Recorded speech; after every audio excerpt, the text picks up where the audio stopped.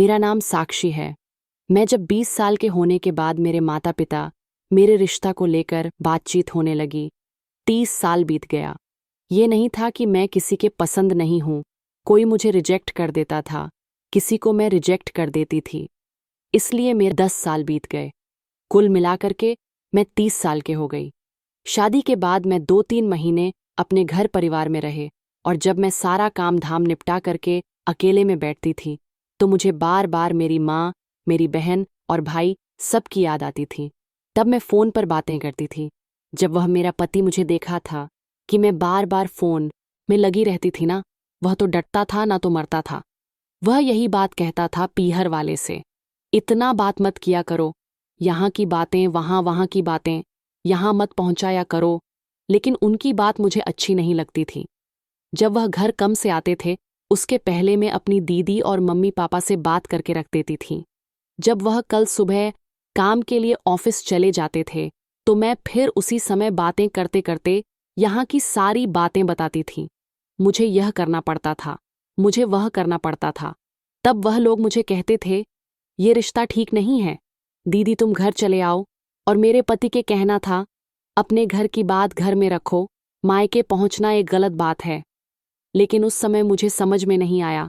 मैं हर छोटी बातें मैं अपने पीहर पहुंचाती थी। एक दिन अचानक मेरे पापा जी मुझे लेने मेरे ससुराल आए और मैं काम करते करते इतना तंग हो गई कि पापा ने बोले, मैं तुझे लेने आया हूँ। और मेरा पति बोले, तुम जा सकती हो, तुम्हारी मर्जी है, इसकी फैसला आप करोगी। उसके बाद मेरी बहन फ़ोन से बातें करती थी, दीदी आप पापा के साथ घर चले आओ। भैया बोले, दीदी पापा के साथ घर चली आओ। मैं पापा के साथ घर चले आए। 1-2 महीने बीतने के बाद मेरे पति ने फ़ोन लगाए, साक्षी कब आओगे, मैं तुझे लेने आ रहा हूँ। साक्षी बोली, नहीं, अब मैं उस घर में नहीं आऊँगी। मेरे पति बोले, सोच लो समझ लो, रहना तुम्हें है, यह भी तो घर तुम्हारा है, तुम्हें रहना है कि नहीं रहना है। मैं अपनी बहन भाई के बातों में आकर के मैं उसे रिश्तों को तोड़ करके मेरी बहन भाई ने कहा, 50,000 पूरा जेवर और रिंग मुझे वापस चाहिए।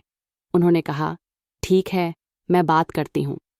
साक्षी ने फ़ोन करके अपने पति से कहती है, मैं अब उस घर में नहीं आऊँगी।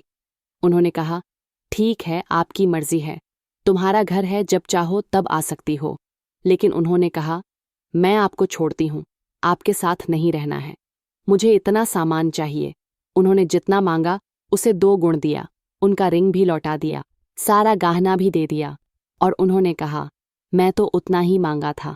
इन्होंने हर चीज़ बढ़ा चढ़ा कर दिया। 2-4 महीने मेरे भाई बहन मेरे साथ घुल मिल के रहने लगे, मुझे बहुत अच्छा लगता था।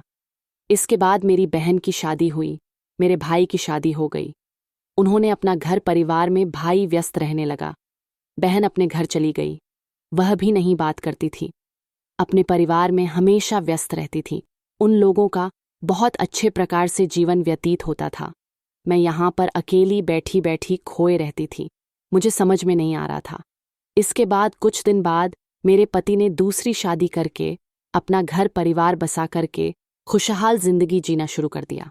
और मैं यहाँ पर अकेली बैठे बैठे, इसीलिए कहते हैं कि मायके से ज़्यादा प्यार में ध्यान देना, कष्ट उठाना आपके जीवन बनाने के लिए किसी के बहकने में नहीं आना चाहिए।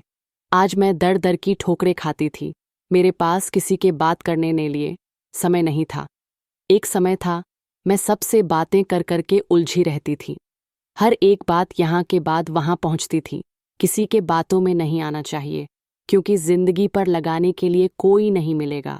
सब लोग आधे अधूरे छोड़ करके चले जाएंगे।